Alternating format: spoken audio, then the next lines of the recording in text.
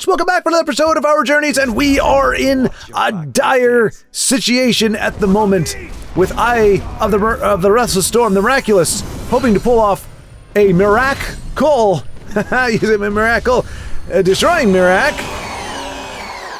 And let's see, he has the possibility of healing on the board with this. As long as this stays alive, he's in pretty good shape. He's got another Odaving. I don't know what has transpired to allow for this strange phenomenon, but for Eye of the Restless Storm's sake, it is phenomenal. And as is that, that Arrow Storm would be fantastic, and we might see that instead, but he doesn't have another.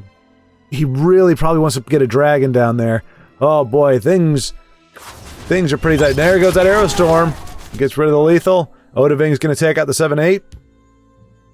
And the douche is going to come down, provide some coverage. And Tomo 34398 is going to need some crazy shenanigans to get in. A Tazcad, really, at this point, and that's still not going to be enough. Tazcad and Twist Strike, that would be enough. But hopefully, if I can just survive one more turn, to throw out another Odaving.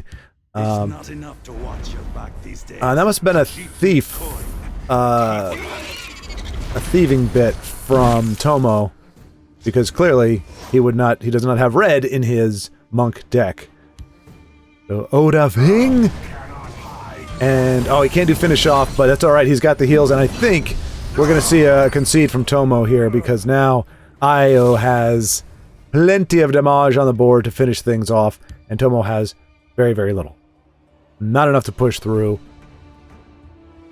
I mean, Tazcad would do it. We'll keep the amulet safe. Okay. I mean, that stings a little bit, but that still is lethal on the board, and I think Io is going to take this one home on this particular turn. And he is going to. Is 8 going to be enough to stop it? I don't... Nope, it will not. And Khajiit is done for. And Io just under 100, rank 100, and now we see that he is rank number 92, so he is moving on up in the world. He is now pitted up against Docent skill, the Prophet, rank number 587. So in the top 1,000, which is where I usually would end up lurking, one of the few times that I did make it to Legendary myself. Quick reminder, as we're starting in the last week. This is the last week that the Incarnate channel will have gaming content. If you're already on Roll to One, welcome. Happy to have you here. Thanks for coming over. If you are still on Incarnate, you can more than welcome to continue to watch there for the rest of this week. However, after the 2nd, there will be no more gaming videos posted there. You'll want to check it out at Roll to One. The link is in the description below. Happy to have you there as part of the family. Aside from thumbnails and the intros and outros, really no content change. Just kind of banding together. A group of friends trying to become super friends, you see? That's what that's all about. And Io has what we saw was a Dragon Halalu, and he actually made a comment here. Let's see what it said. Staying motivated with some symphonic deathcore. Okay. All right. I actually thought of that. Even while I'm watching, turning down the game volume, or the in-game music, and turning on there's a song called Ivan or Levan Polka, and it's like this. It's like a weird polka Japanese thing. Oh, Radopia is gonna run a Daggerfall Covenant item, I think he said. Is that what he said? What did he say? Consume Daggerfall. Okay. Sweet. So he's gonna run it for YouTubes. We must help the people. Hey, good to see the Duke. It's the Duke. Well, he is the Duke, but he doesn't sound like the Duke. He sounds kind of, that's all just kind of bad news. Looks like Docent's skill's gonna get but he's not, because luckily for Eye of the Restless Storm, he's got a Drain Vitality or a Tiny Dargon and a Leaf Lurker, which is gonna put the hurtin' on the Night Talon Lord. Will he strike the face with Duke? He will. and he'll get a prophecy for his troubles. That's a really easy voice to slide into. I'm not saying it's a good impression, but it's an easy voice to slide into. It's kind of nice, because I usually speak pretty fast. This gives me a chance to... Well, he's dead now. So I guess I can't do anything more with him. You killed the Duke, Docent. Avenge me, Eye of the Restless Storm. Don't let him get away with that. So we're counting on you, Io, to avenge the Duke. Hey, even I'm not old enough to really have seen... I don't even know if the Duke was alive. If John Wayne was alive when I was alive. Or when I was conscious. Maybe he was alive when I was born, but I don't think he was alive when I became aware of movies or anything like that. But this is you know, the opponents circling each other, probing for that weakness. Io is taken on the role of aggressor. But of course, you know, what we're seeing with Docent's skill, you know, I don't want to call it greedy Ebonheart because it's not inherently more greedy than any other control deck. It just always seems that the idea is ramp early and get to those big cards, whereas like Telvanni, it doesn't care whenever it gets to the top cards. I mean, yeah, it wants to ramp, and yeah, those are kind of its win conditions, which is all right. It's because it doesn't look like Io has been running a ton of lethal. I don't think I've seen any actually, but that Supreme Dragon is going to reign supreme indeed. We're probably going to see that and execute. What else? What else are we going to see? Or it could be Grizzly Gourmet. Grizzly Gourmet for the body. Grizzly Gourmet and Supreme Dragon. Supreme Dragon in the field lane. Grizzly Gourmet in the shadow lane. But that doesn't get the job done. You still have 12 damage coming at your face. Eesh.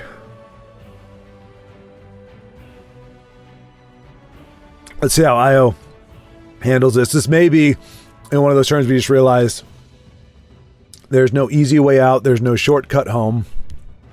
I got that way actually. So I wanted to get just for the collector's sake. I wanted to get the Codwell card back in my alternate account. I'm not going to bother on this one.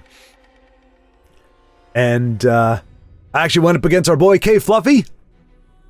He's very cordial, very nice. You know, greeted me and everything. I don't think he knows it was me because not too many people do. And by turn 4. I think he was able to ring out a Oathman, and that was all she wrote.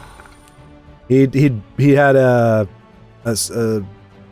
aspirant, the 2/1 aspirant in the shadow field lane. Had another two or three drop there, and yeah, I got the Oathman, and I had no board. So yeah, by turn 5, it was done. So you sometimes just get those turns where you just realize, nope, I got nothing left. And the great news for Io is that because of the Docent skill, that's without a finish off or leaf lurker, he's truly done for. Well, Lydia I guess could forestall, but let's see. We can execute the Gray Fox. He can Grizzly Gourmet. The Blood Magic, the Vampire, that takes 4 damage off the board. That leaves 8. He can play Lydia, and that's going to do it. Lydia in the shadow lane, and she's only going to be enough to hold off the Elid Guardians. I would love to get some stats at one point to see how many, and there's no way to know because you don't know when they change, but like just to see like how many games were ultimately decided by Elid Guardians. Like I just don't know if there's any other closer as definitive as those guys, or finisher. However you want to think of it. They are just such a yeah. Just depends. So yeah, I guess we're going to see Lydia, and he's probably going to hope to draw into the dragon and trigger that Woodland Lookout next turn if he can survive. But he's done, unfortunately, because no, Grizzly and Lydia. No, he can't do both. Never mind. Gray Fox can hit. No, he can't. Yeah, Gray Fox is going to hit. Lydia's going to get leaf lurkered, And yeah, the Ellie Guardians are going to take it home. Thank you. Sorry to see it, Io. Sorry to see it. But it happens to the best of us. The forest is my cloak. And to the rest of us. Okay, so we're joining Sea City on the Gauntlet.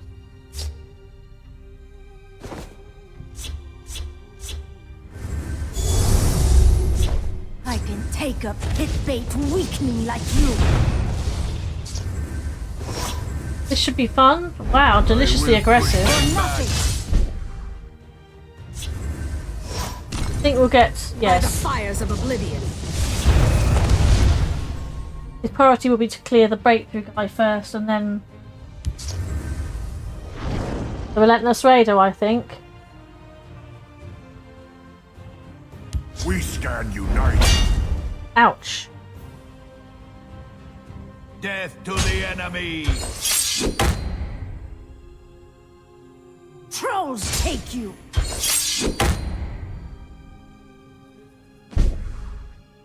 I think he's going to have to harpy just to buy time. Clear out the biggest damage first. Oh no, he's going to go for the orc then. Speak, citizen. Okay. Oh.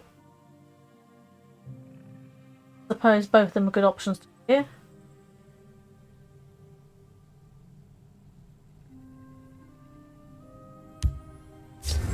Hermamora tests us. I think that drain's Time not long to for this fight. world, is it? Time to fight. Surely they're not going to leave. I will push them back.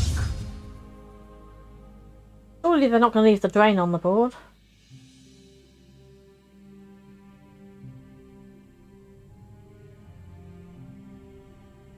Fire. Ready to die. That's interesting, because I know he's got a tome there to get some health back. We're going to Dawnbreaker, I would imagine. Behold, my magnificent monster. Okay, The elements are mine to he's going to kill the orc then, isn't he? Just to keep her alive for another turn.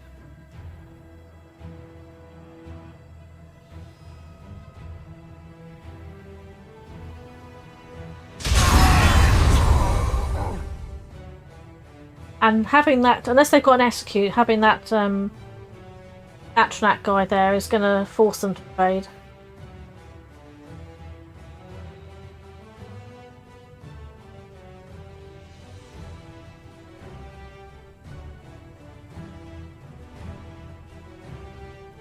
Good that he's got Drain in hand again as well, so that if they do trade, he's got some more health gain.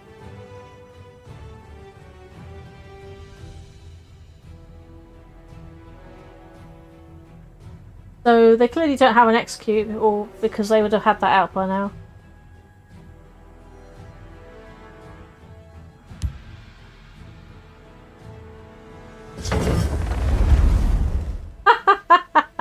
I love Trebuchet. It's so good to see that on being played more.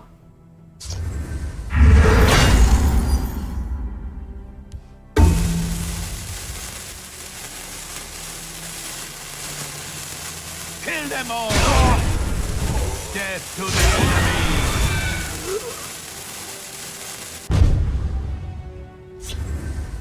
They did well there to clear out the lane. We'll hold, no matter what. Wow.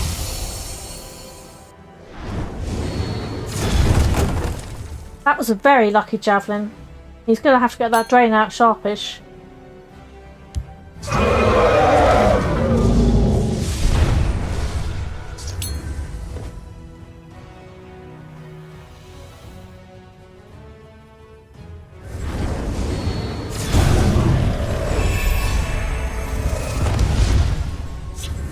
So he's going to have to try and get the drain out next, really, before they find a way round his wall.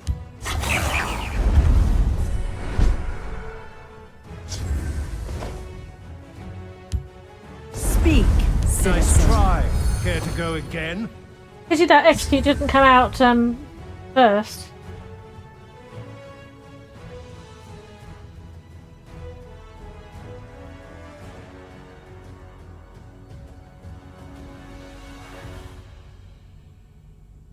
Surely they don't have enough reach.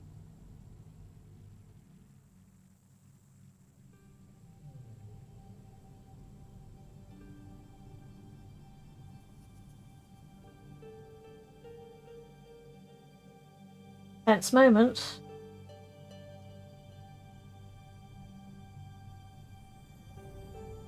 If he stays alive, he can go to town with the Dawnbreaker. Forward, march! And further.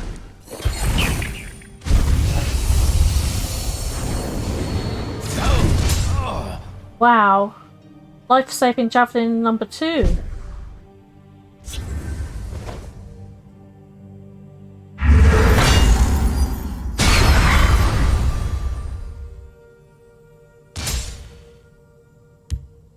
May the ancestors bless us. Good move.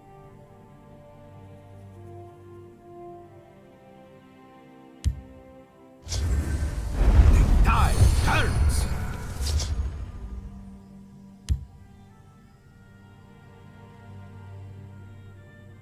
We'll hold, no matter what. I think we're going to see a fervor here.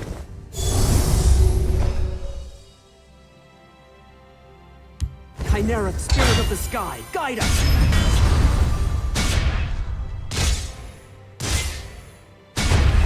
Great recovery there. And we are back with Tusk Shadows, hoping to witness another amazing shred. Sparksmith, that's what it was. So not a blacksmith, but a Sparksmith, Gardener of Swords, Corsair. So we saw how these all come together in order to enable or allow for some maximum shreddage. Okay, that was a horrible Polyshore. I do apologize. Fortunately, I'm guessing most of my audience doesn't know who that is. I just watched a Goofy movie for the first time in like 30 years, not too long ago. I was like, wow. Yeah, that guy was hyper popular for a while. I remember first seeing him in Encino Man. Honor and praise to you.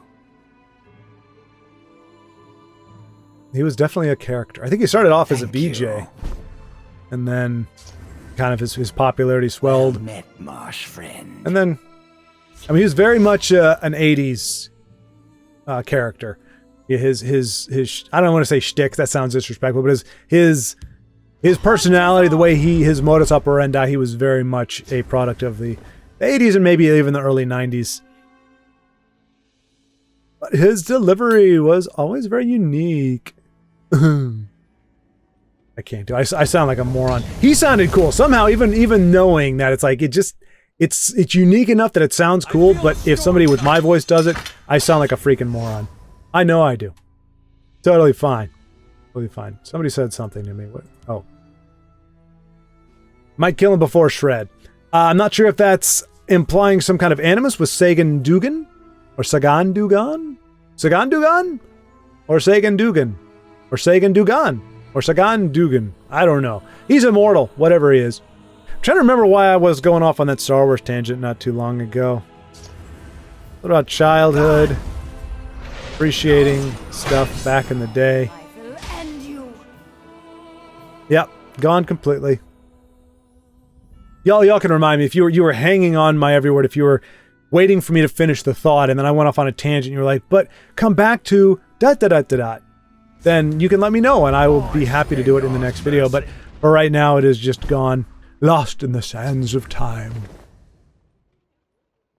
Okay, Tusk facing a pretty formidable board at the time. It has now been reduced a nice little bit, but Sagan has the upper hand, has the aggression going, so more than likely going to be a Shrieking Harpy and Gravegrass to try to lock down whatever he plays. No, okay!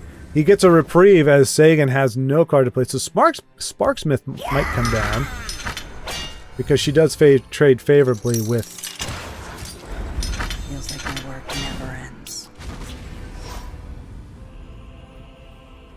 All right, thank you, Tiago. So Tiago, he said he's actually got it where he's had like, he's popular. Oh no, poop stone!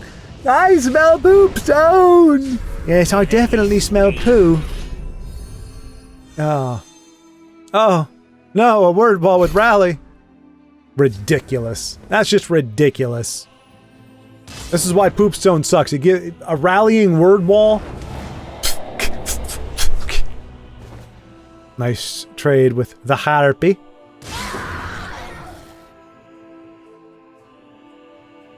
It's kind of bothering me now what I was talking about before, because I think I was building towards a good point, and somehow I just got off on...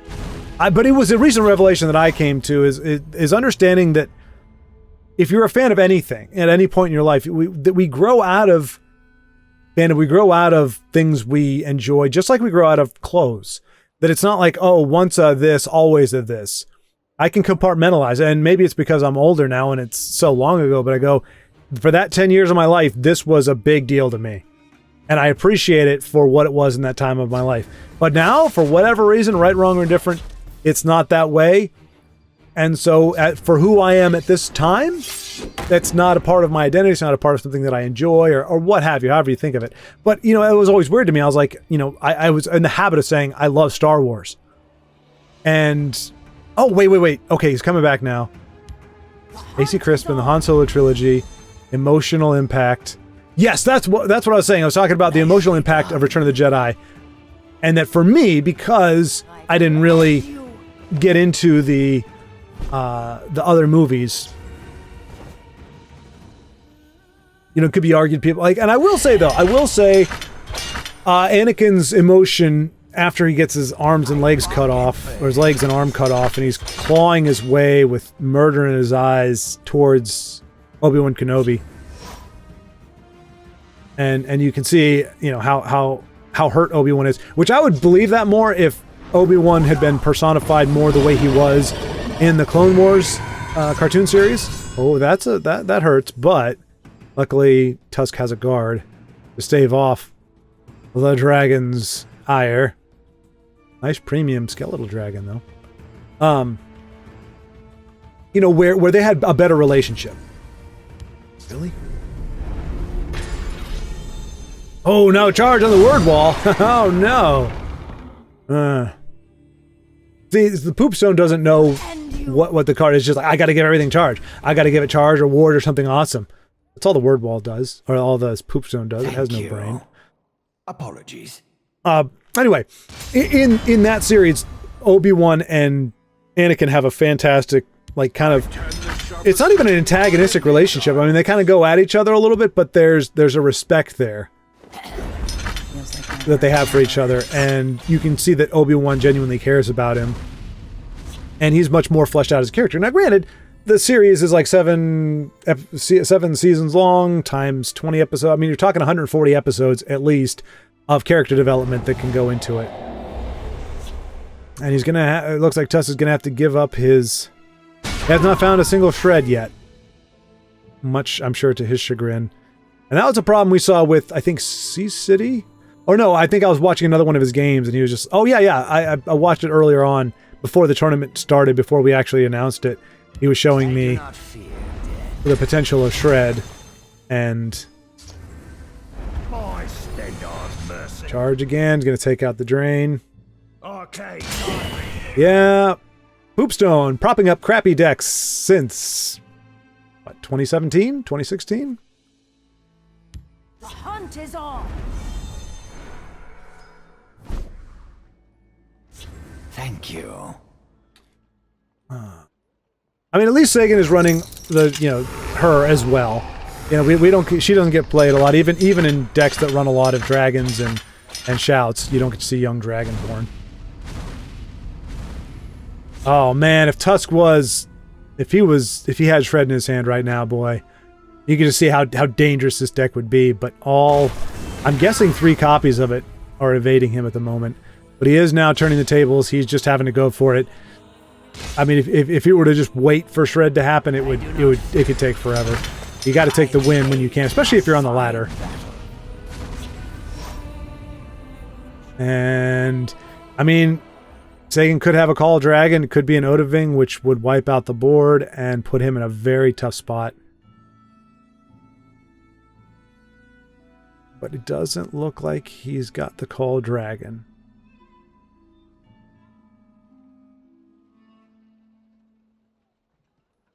Tell me what to do, Poopstone.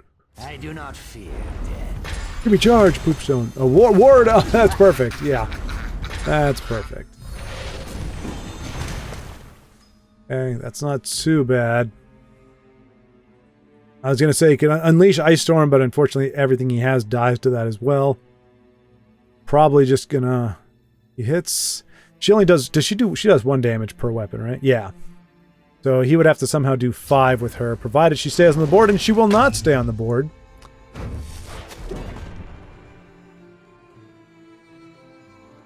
The hunt is on. Whoa, really?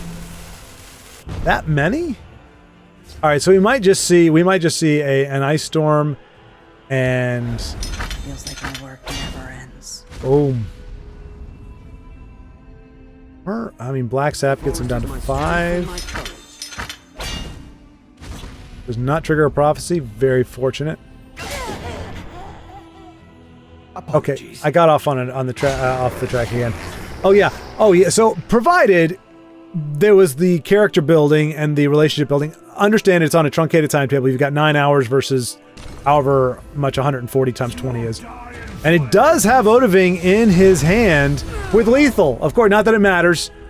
Y'all remember though, a long time ago, that's how I got beat. I had an amazing board, an amazingly robust board, and man, oh man, it looks like that's going to be the end. Sadr's Agent, though, might save the day. I think we see spoils first. Interesting. We'll stand together. Interesting. Wow.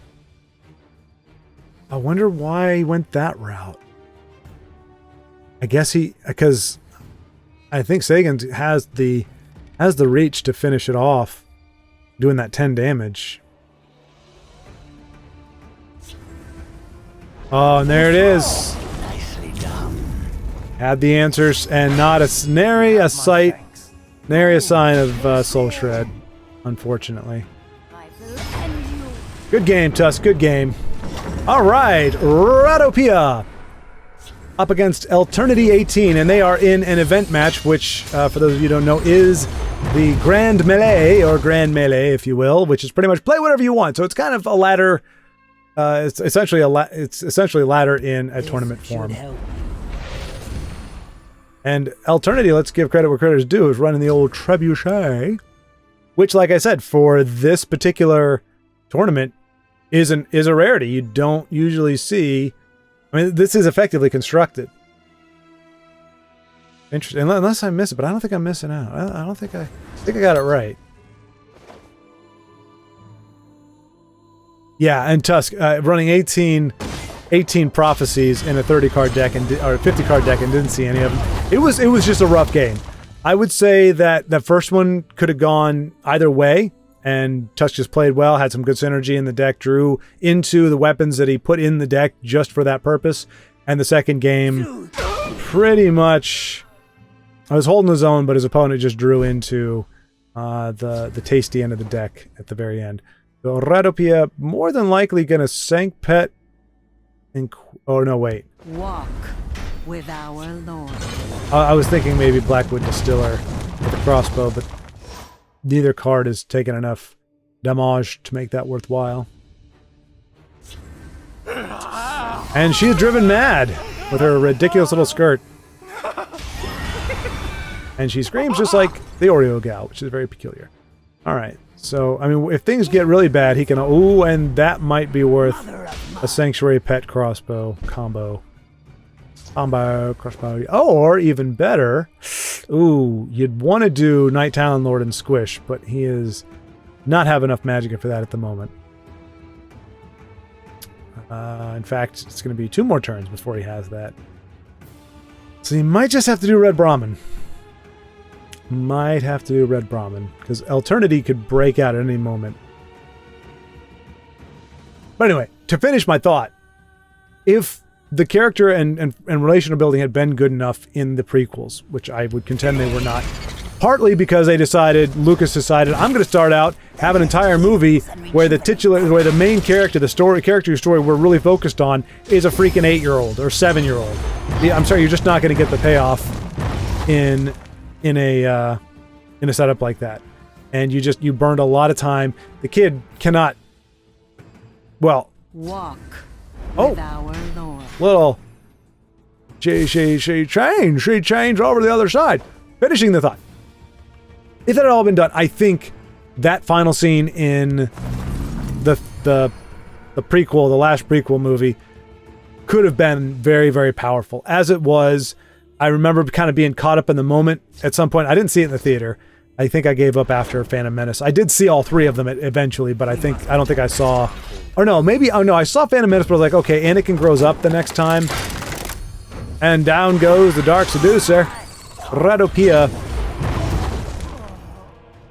Proving formidable. Although Eternity's Trebuchet has just been a thorn in his side. He's got Night Talon and Unstoppable Rage, though. That's going to be fantastic. Oh, Siege! Oh, Siege. I would really, really like to see Night Talon come down in the Shadow lane and see a Rage on that lane. Gonna make it difficult. We might instead see Astrid. Ooh, and he's going to be given the dragon. So hey, Eternity playing some cards we don't normally see. Particularly considering there's nothing quirky about this particular gauntlet. It's just play whatever deck you want to play. And that's kind of a hard counter to what Radopia is doing. So yeah, that Astrid Rage is not looking great right now. I think it's going to be Red Brahmin. There we go. Yeah. Shut down the Trebuchet. Get rid of those wards. He hasn't ramped enough to do Night Talon and Unstoppable Rage feasibly in one turn for a while. Okay, why was I talking about emotional resonance, particularly in Star Wars? I was just talking about how that Jedi had the most, but I think probably Empire was the better directed, or I got a better performance out of Harrison Ford for sure. Harrison Ford, not really a great romantic lead. You see him in like the second Indiana Jones and the Temple of Doom. He's just not a great romantic leading guy. He is. He was what's his name? Kirschman? Gosh darn it, I'm forgetting his name now. No, that was a producer. That was Irvin Kershner? I think he was the director. Anyway, he got a really good performance out of Harrison Ford in Empire, but every other movie that I've seen Harrison Ford needing to be remotely romantic or charming, it comes off as very stilted and forced. Good actor, just some actors are just, there's things they're good at and things that they're not good at. And I don't think Harrison Ford is particularly good at that, but the fact that Irvin Kershner made him look good is saying something. The writing and the way it was all done was very good. So, anyway, they've got their merits. I watched them in reverse order. That was part of my point. Goodness. Okay, so now Radopia can... Oh. He had to spend him, I think. Heals and rejuvenates. Because if he lost any more, I think he was going to overdraw. But he had enough, I think. Because he had 4, right? Yeah, he could have done enough. Oh, and it would have been amazing, too, to be able to play Night Talon Lord with Unstoppable Rage against Tullius' Conscription. Anywho, yeah, that to say there was a time where Star Wars was it. The OT, the original trilogy was my jam. But even that now, I'm like, I see it, and I'm just a different person than I was when I loved it, and I still appreciate it for what it was in my life. But it's not that anymore. Like I said, even the originals, it's just not that, and it's okay. I guess that was kind of my point. Is that it's okay for things to be very much, and even people like I've already had in the past 3 years. I've had 5 different relationships, all that came from online, Many of whom I ended up meeting in real life, because that is half the point for me.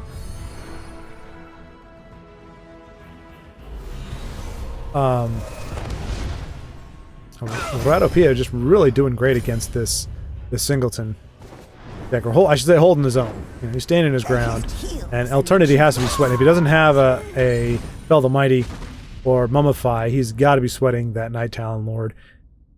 Even if he doesn't know or suspect that Radopia has been sitting on that Unstoppable Rage, it's still very nerve-wracking to have a card of that size that can transform the game. Oh, nope. Oh, it doesn't matter. Mulamir cannot attack Night Talon Lord because it would kill him. It looks like he's going to try to kill everything else in that shadow lane. Hopefully that's not Eternity's first time playing it and didn't realize the limitation. But boy, is he getting he got a lot of value out of it. That's for sure. And the problem here is that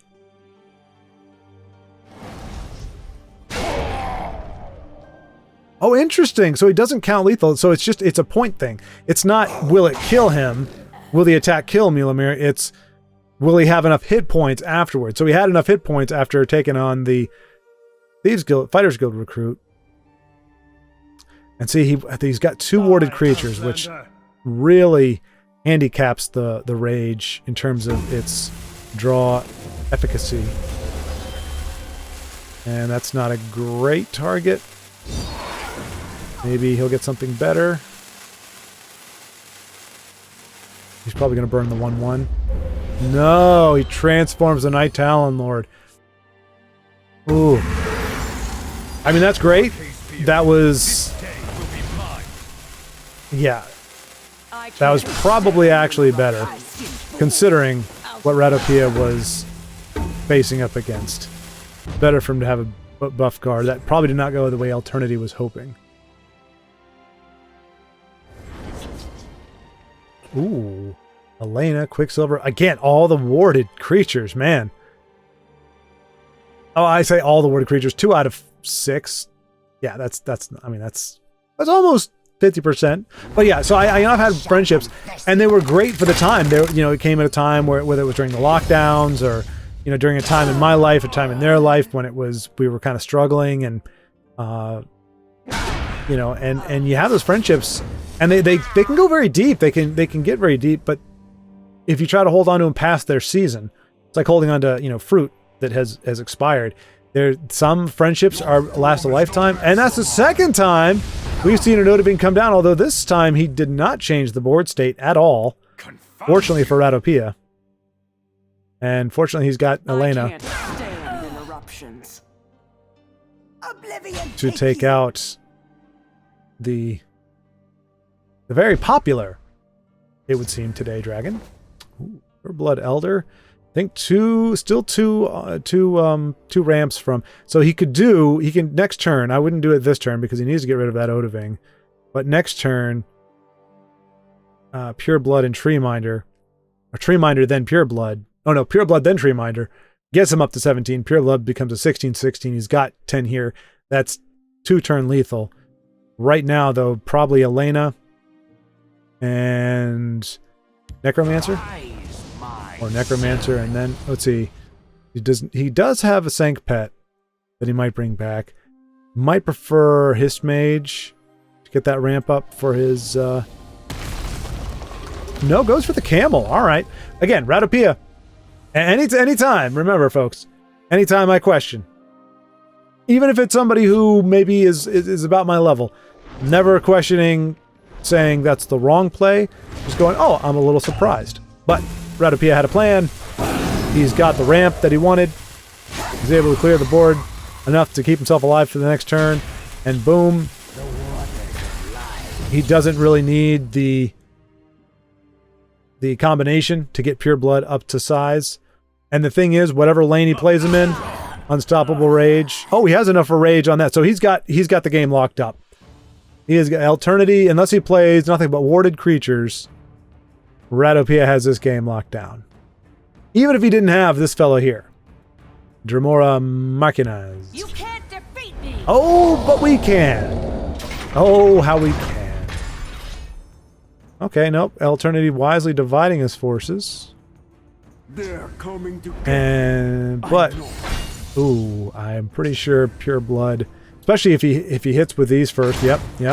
I think we're gonna see Pure Blood. Bam. Pure Blood gets big. Rawr. And that's 16 times 3 minus 10. Woo-wee!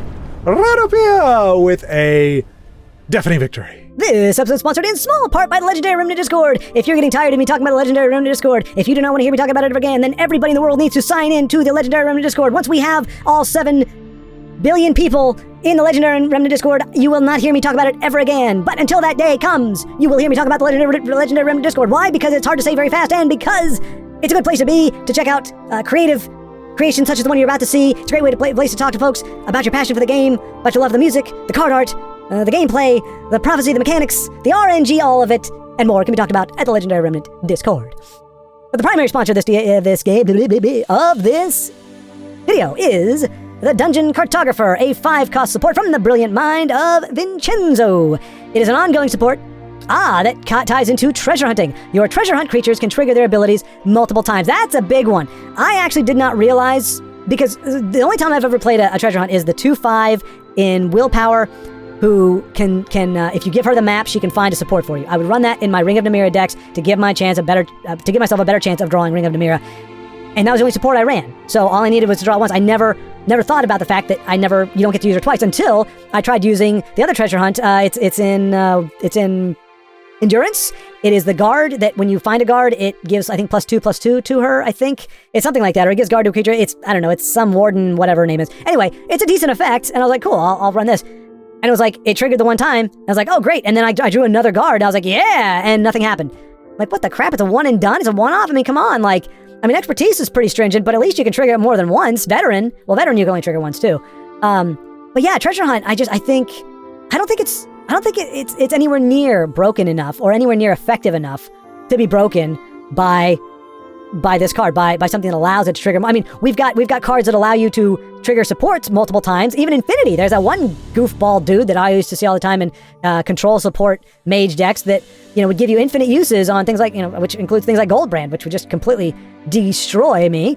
So we've got that. We've got the Cauldron Keeper, I think, who lets you use each support twice. So the idea of allowing an additional trigger to something. I mean, we've got workshops, which, granted, workshop, because it can be used in conjunction with the Titan, is the big problem. But for treasure hunt, I think treasure hunt could do with a little bit of a buff, and so I would be excited to see that. And I mean, so the card art, definitely, this is a sketch, more or less, not even a background. Vincenzo, what are you doing? You're phoning this one in, my friend. Oh, we've got a cat wearing goat horns, and she's in low res. It's almost like Zelda, pastel-y looks. But anyway, it's fine. And I mean, I can't imagine that as a support. Usually on the card art, it's like you shrink it down into a square and that's what you got. I can't imagine that little grinning Khajiit would be the support. But I do like it. Like I said, I think treasure hunt could use a little more relevance, and I think something like this would make it more relevant. Like I said, I did not realize, or it never occurred to me that they are a one and done deal. Certain ones certainly could become a problem, but you have to, you're taking a chance. If it's an item, whatever it is, if you stack too many of that in your deck, it's going to be a broken deck. It's not going to work. Not broken like it's going to be powerful. It's just not going to work. There are certain things, just like you can do with the Dragon Tail Savior, with an items deck where, you put that down with the Blacksmith and it knocks your cards, all your weapons down to, one cost, knocks him down by a cost, and you can just keep piling them on and he draws and gets bigger and draws and gets bigger. But you have to put a lot of elements into play. It takes a lot to build up to that. I'm sure with something like this that would make certain cards like Eldora or what have you, make them a little bit stronger or quicker to, more advantageous, allow them to fight for the board. But I think that's fine. I think the amount of things it would take right now, off the top of my head, the amount of things it would take to make a card broken with treasure hunt, it would take a lot. I think it would be difficult. Much more difficult than a 3-cost workshop. This is a 5-cost, for crying out loud. And it doesn't do anything initially. So it's pretty expensive. Might like to see that as a 4. Maybe we could replace Poopstone. In people's hearts and minds. They just forget all about it and be like, I'm going to play Dungeon Cartographer for 4 instead of Mundustone. Oh, crap, I call it Poopstone. But I don't see that happening, but I do think it could come down to 4 because the treasure hunt are already very conditional.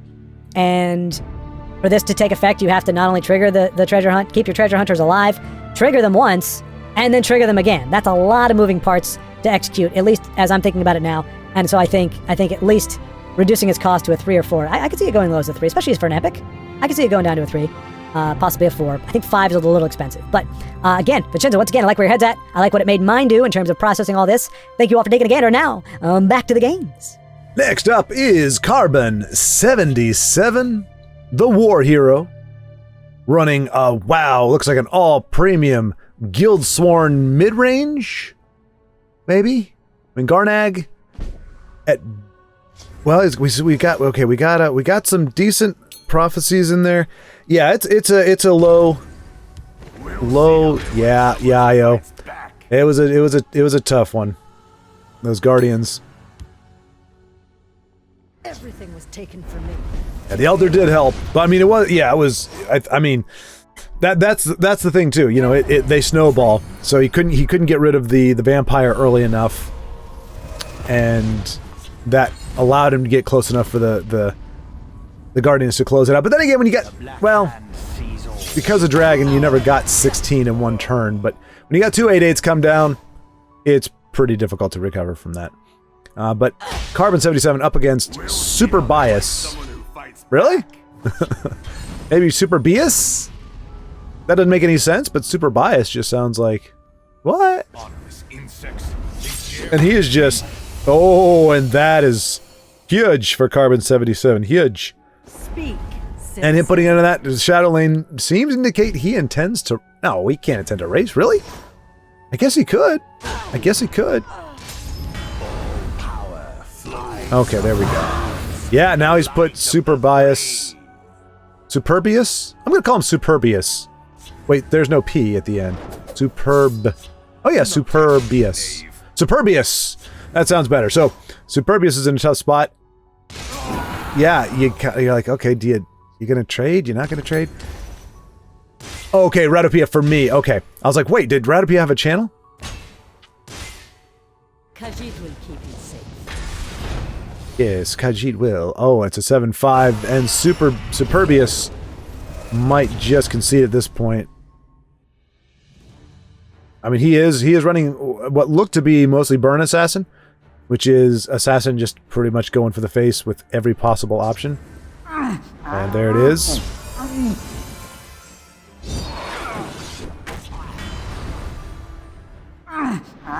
Okay, so maybe this is actually, you might consider this a high-end list, a high-end mid-range from Carbon 77. Just because you see, when you see Grey Viper Brigand, those are usually, hey, you're planning to stick around for a little while. You're not going anywhere. Citizen. And I think he's just gonna sit. He's just gonna sit. Yep. No, that's Not gonna break that last rune. Doesn't need to. Doesn't need to push it. Doesn't need to risk a prophecy. And Superbius gonna need. The Black Hand sees all. And I mean that is the thing. Burn Assassin. It's the two greatest things: Black Hand Messenger and that Blood Sacrament thing. You know, they allow them to drain, which can make racing very difficult. But it looks like Superbius might be out of ammo, and Carbon pushing into that top 50 spot. We'll check in with him later on in the day and see where he's at, but this could very well put him under 50. Well, I shouldn't say very well could. It might put it under 50.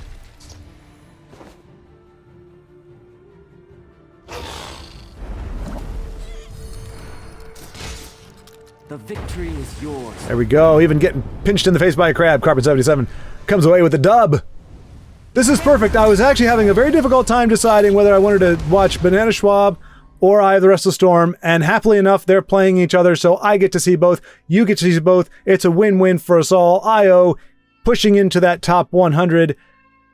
Banana Schwab within the top 300, but both top players. I believe Banana Schwab, I believe he's gotten top 10 in Arena, or was it top 100? I cannot recall, but a fantastic player, a lot of fun to watch. Master O Dragons, which is ironic because we see not a dragon in his hand, but we do see Io with two dragons. Oh, and he's got 2 premium blood dragons. Oh, how I envy you. I love them. I don't love them enough to craft them. Premium legendaries are expensive as the dickens. Banana will be able to put down a guard. He will be able to play both of these, right? Is that? Nope, not quite. He can play... he doesn't want to play that one. That's probably the one he wants to play. You're putting a ward on his face. Although, to be fair... Well, okay, he'll be able to... Banana Schwab's going to be able to ramp. And take these out. But I was going to... I mean, but even still, if he's going to put a ward on, Mud Crab takes that off and he hits with these, with the big blood dragon. And Banana has to be careful. Well, he doesn't know it, of course, but Io very wisely and cunningly, I might add, running Stone's Throw, which is an unconditional removal in strength. You don't think those would happen. I mean, Fell the Mighty, they have to be above 4 cost. Drive Mad, if they have more health than attack, they survive. Stone Throw, don't care if you got a ward, don't care nothing. You die. If the strength is... if your strength is lower, you could have 1 billion health. Ooh, nice play by Banana, spreading around that delicious lethal dagger. Oh, and there's a 3rd premium blood dragon who will be brought into the... No doubt brought in. Let's see, is he going to try to use that Stone's Throw?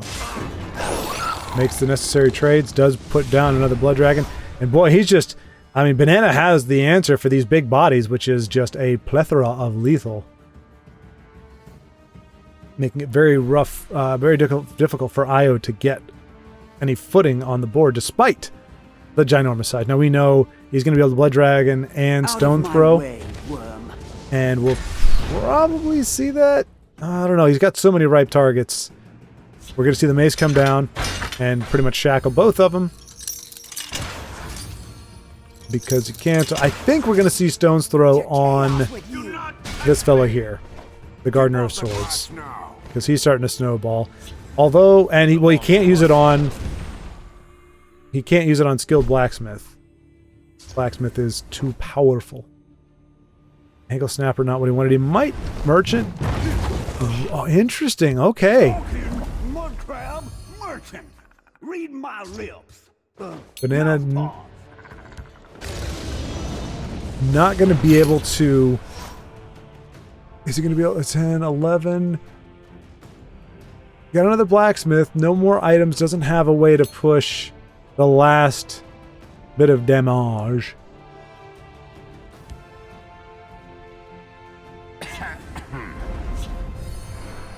Now he does. And yep, it's almost exactly lethal. He's going to be able to get... Yep. Somehow Io knows. He's got a sense. I mean, he has just enough magic to play it too. Nice premium. Emmerich. Good game, you two. Fun watching. Went by a little too fast, though, gotta say. Alright, all I got from Radopia was this one for YouTube. Hope it works out. And as we queue in, we see he's already got a nice thing going for him with a, as of yet, unanswered Master Swordsmith. And he is going to be unanswered for at least one more turn as things stand on the board. He's going to be able to smack the face. And we know he's got at least one trigger. Well, actually, he only had one. Oh, and he's got the answer for him. Unfortunately, he only gets that one trigger. Seth Dove. A name that I definitely remember. For some reason, Seth Dove sounds very familiar to me. And probably going to see a... Oh, can't squish. Can shackle. Cannot squish. Interesting. Chooses not to shackle the orc. Time to die.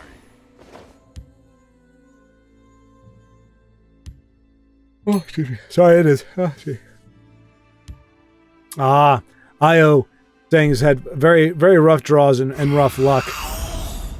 I want to be an assassin. Which we saw kind of firsthand. I mean, to be fair, the draw that Banana did have in that last game, not only was the reach he needed, but was at the exact cost he could afford. So things kind of transpired. Again, that doesn't take away from how the game was played, but just when it comes down to that, you know, for Io right now, it's just one of those days where that just is happening a lot. Been there, totally understand that. Boy, yeah, it's a It's been a day. It's been a day. Can't say it's been a long day. Can't say it's been a bad day, but it has been a day. I got an early start tomorrow. Vincenzo and I are gonna, for the first time in probably 2 or 3 weeks, start playing Divinity again. Is he just gonna go face with this? He is. Radopia not messing around. Seth Dove is gonna be able to get the 2-1 recovery. I think Radopia is just hoping he's got the... Oh, boy. Can't finish it on this turn, unfortunately. Oh, and... Yeah. He can shackle a lot of them, but not all of them. You can play Master of Thieves, which I think would pull... They're going to pull 2 shacklists?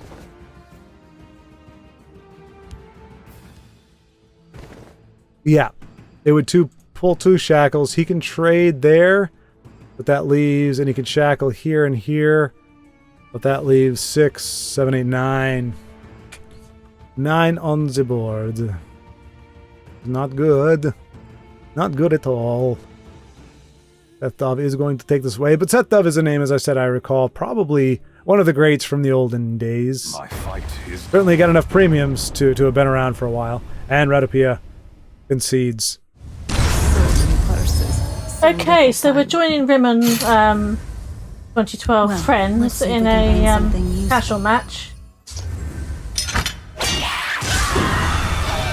I saw Rai was on, so I thought it'd be fun to watch. We're not often on at the same time. Talking mud crab merchant. I think he'll go for the flesh action. Mouth paw. Juicy. I've not seen Rai play By the 8th, they will meet their makers. Guild Sworn before. At least I don't recall seeing him ever play it. Interesting. You must be cleansed. He's clearly looking to be as aggressive as possible. Delicious.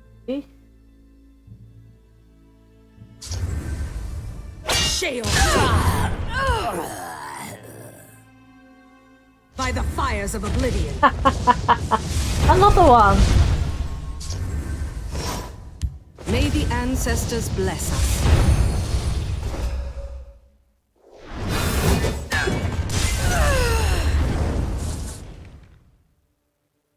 Probably the lethal guy, I imagine. So the poor opponent's not really getting much chance, are they, really? Rai's been very I'll take him all myself if I have to. determined to just keep going. I think that's gonna have a channel storm. Good point. Careful there. Yeah, exactly. Wardcraft well. So many purses. So Oh, little time. Galen, that's lovely, isn't it?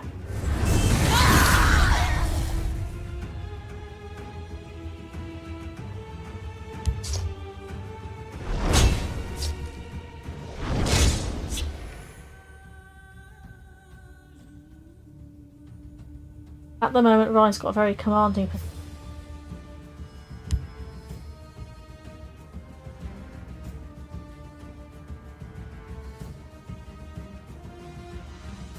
It'd be good to see a bit more of the opponent's deck, so it's a little more even. Behold, my magnificent monster. Well defended.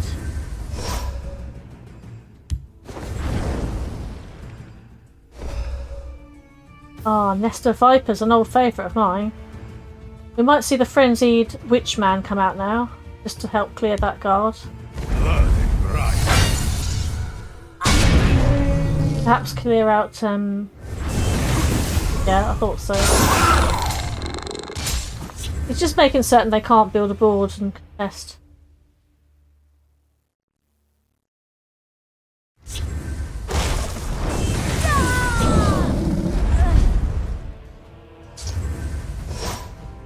Nice to see an aggressive sorcerer deck. I mean, Okay, they've not had much chance to be aggressive, given that Vi's been dominating, but I do like seeing a good aggressive source. There's always a plan. I will keep TESL's people alive. With the flesh, yeah, it is cool.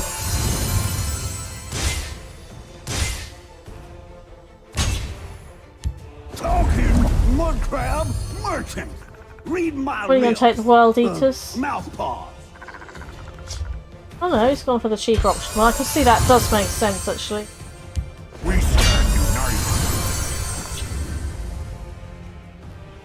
It is a good way to clog up the opponent's hand as well.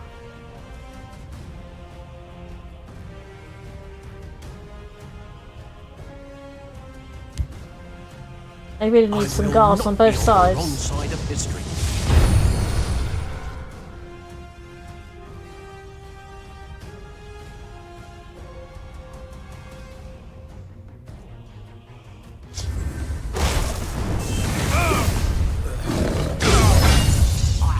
Always a pity when you have to use your removal just to try and stay alive.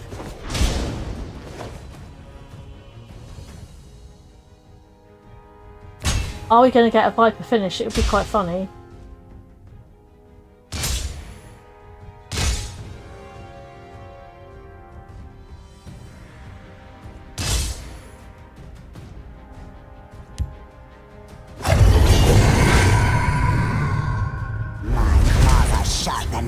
I think we're going to get a concede here. My fight is done. Well done, Raymond, in commanding form there. Okay, Radopia said he was trying to put together a deck called Steel Dagger.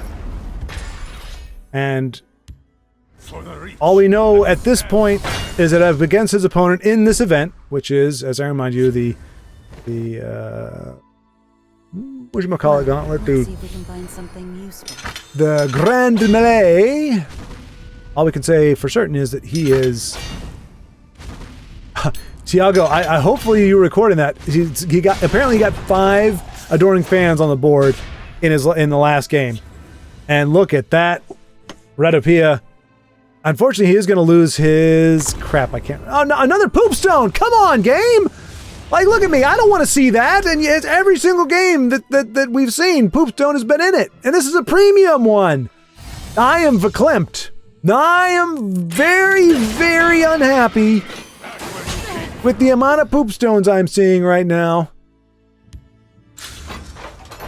My only hope is that Radopia is going to be able to close this out regardless. Oh, of course he had to put a guard on it. That's what poop stone does for you. The Hail Mary. I got nothing but water in the tank in a gas-powered car, which means water is not good. But oh, thank you, poop stone, for giving me an advantage. Oh, I don't know why I'm talking like this, but... Skooma cat. Alright, well that just made the Shadow Lane very unappealing. I mean, luckily for Radopia, we just saw if he can draw what's-her-name again, that's all he needs. What is... She's the Sparksmith. Sparksmith, I remembered. Sparksmith. And there she is for the win! A boink! Premium, no less. Bam! Take that, poop stone! And that is going to do it for today's episode. I want to say thank you to everyone who put your prowess on display. Thank you to those who watched them put their prowess on display. Thank you to those who have already subscribed at Roll2One and are watching the games there. To those who haven't yet, I invite you, come one, come all, to Roll2One. Again, same, everything's going to stay the same, except the thumbnails look a little different, and technically the channel where you're going to is different, but a lot of the content is going to be TESL and gaming, just like it is here. So welcome you to join us over there. Again, June 2nd is the last day that gaming videos will be on Incarnate channel. And yeah, that about does it. Until next time, keep playing.